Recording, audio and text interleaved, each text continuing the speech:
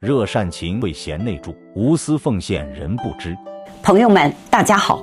自董海川先师在北京首传八卦掌以来，不过200来年的历史。时至今日，习练者已遍及世界各地，深受人们的喜爱。2010年，八卦掌被评为了国家级非物质文化遗产保护项目。之所以有这样的成果，是因为有众多的志士仁人不懈的努力，无私的奉献。今天就给大家介绍一位名不见经传的老人，他就是老会长李子明先生的夫人献启华女士。献启华女士，北京人，满族在旗，她是老会长李子明先生的贤内助。虽然在1993年之前，她在八卦掌研究会不担任任何职务，但却做了大量的工作，身兼数职，可以说既是接待员，又是服务员，同时还是收发员、炊事员，深受大家的尊敬。如果让我用8个字来形容他老人家，那就是热情、善良、勤劳、奉献，而且可以在每2个字之前再加上特别2字，并不为过。每一位见过他、接触过他的人都会留下美好而难忘的印象。20多年前，李子明先生的入室弟子赵大元老师在回忆往事时这样说：李老的所有的这些工作啊，取得这些成就，我觉得和老师的家里的这个支持啊，是绝对分不开的。尤其是那个师娘的支持。对，我原来我想最后要说专门说这个事情，是吧？因为每次开会都是师娘来招待茶什么的，中午开会完了以后是师娘给做饭啊等等，就没有这个家庭的这个后盾支持，那绝对不可能。弟子之所以这样说，可见师娘的所作所为对弟子学生后觉影响之深。记得2007年献老去世时，从唐山来了一位徒孙。这位徒孙回忆说，当年我只有17岁，是个农村的穷孩子，牧民到北京来求师学艺，找到了李老家。李老和献老特别热情地接待了我。献老说，在外边住啊，又贵又吃不好，你啊就住在家里。老人特意为我收拾出一间干净的房屋，管吃管住。老人忙了一天繁重的家务，到了晚上怕我寂寞，还过来陪我聊天。他说，老人的恩情我无以报答。献老用他的热情善良温暖了身边的每一位八卦掌传人。在子明先生110周年纪念会上，入室弟子狄国勇老师回忆往事时不禁失声。他说，师娘待人非常热情，非常好，哪个徒弟我想问一下，哪个徒弟没到老师家吃过饭？你们说是不是？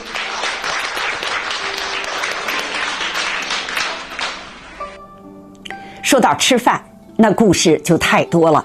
献老烧得一手好菜，而李老又热情好客。每逢有客人来访，到了饭时，二老必热情地留客人一起进餐。李老常说的2句话是，老太太炒俩菜。现在我们住公寓房，有时住了多年，连对门姓什么都不知道。而当年李老的家宾客迎门，络绎不绝，而二老对大家无论身份高低都一视同仁。如果家中一天来1、2波客人还好，有时要来几波客人，甚至这波客人还没有告辞，下波客人又来了，但是二老都是一样的接待，一样的热情，不厌其烦，这不能不说是一番功夫。有一次中午已经接待了2波客人，到了下午又来了清凉寺的一波客人，当李老再一次向里屋喊道：“老太太，炒俩菜”时，县老已经囊中羞涩了。无奈之下，县老收拾了一堆空啤酒瓶子，又怕客人看到不好，于是从后门绕出去卖了空瓶子，换来零钱买菜买肉，接待下一波客人。2025年10月19日，中国舞协原秘书长康歌武先生也提起了这件事。李子梅先生的老伴儿县志华，他当时成天就在厨房里面做了一波又做一波，后面来的已经厨房里没得吃的了，有用的钱零钱也花光了，这个时候怎么办？把先来的人的喝了的啤酒瓶拿出去退钱，退了钱再买菜回来。县老不仅热情善良，而且特别的勤劳，是一位非常能干的女性。据她给臧学范老师的信中回忆，当年她做居委会主任工作，她的家庭和她管辖的街道一直是五好家庭和先进街道。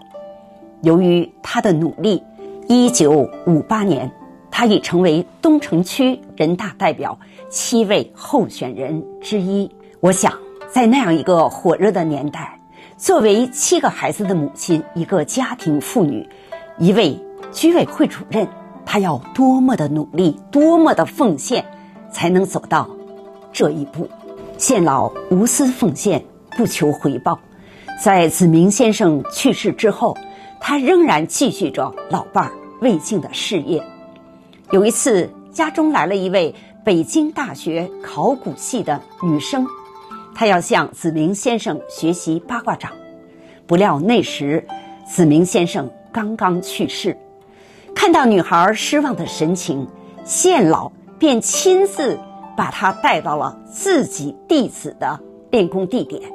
后来我才知道，不仅他为这个女孩找到了师傅，还经常步行到他们练功的地点去探望。八卦掌名家马传旭先生的弟子，也是县老的徒孙方中志老师回忆了这样一段往事。有一年啊，快过年了，我师傅给我打一电话，说你过去看看师爷师奶奶去，弄点米和面，趁着中午下班，蹬个板车就给拉到师爷家去，北操场14号，正好师奶奶在家。一进门，师奶说：“你们这干嘛用的是米，用的是面呢？拿回去你自己的留着吃去。”师奶奶还不要，还拒绝我们。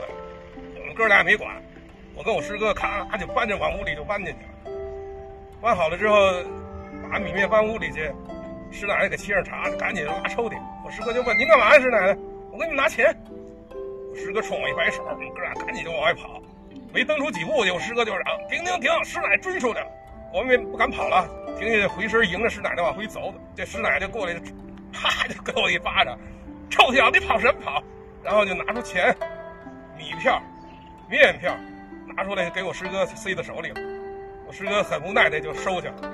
像我师奶奶，我们很亲的，每次上师爷家里，师奶奶是前前后后给你沏茶，又弄水，每次就都给你准备的特别好，让我们心里感到了北操场14号就到家一样，特别亲切。他们的高尚品德感染着我们，教育，所以我们发自内心的热爱武术，热爱八卦掌。由于他的热情、善良、勤劳、奉献，使他赢得了多项荣誉，得到了人们的尊敬。1994年，子明先生已经去世，他亲自带着小女儿来到了河北省文安县，参加了海川武馆的落成仪式。在仪式上，带着女儿现场捐赠了1万元。1995年，他和著名武术家吴斌先生亲自为第一尊董海川先师的铜像揭幕。中国武术研究院首任院长、亚洲武术联合会主席、中国武协原主席徐才先生亲切地称她为县大姐。著名武术家吴斌先生惊闻他去世的消息，从飞机场一直赶到了八宝山，送他最后一程。这些都反映出县老的人品、人缘、风范和德行。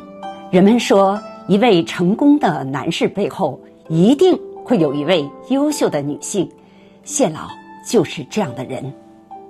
他在世时，每年清明都会亲自带着我们到万安公墓祭扫历代八卦掌仙师，这是当时的影像。好，和各位来宾，和在传弟子们，今天大家都展示的风采，我觉得非常高兴。我说李老啊，传这个八卦掌都继承下来了。我有几句话，就说大家呀都认真去练功，这是文化遗产，八卦转掌乃为正宗文化遗产，代代传承。县老对八卦掌的传承满腔热忱，无怨无悔。他不仅支持老伴儿子明先生的工作，还全身心地投入八卦掌研究会的一些琐碎工作。让我们记住县启华女士为八卦掌传承所做出的一切。斯人已去，精神长存。下一集继续为您播讲八卦掌的故事。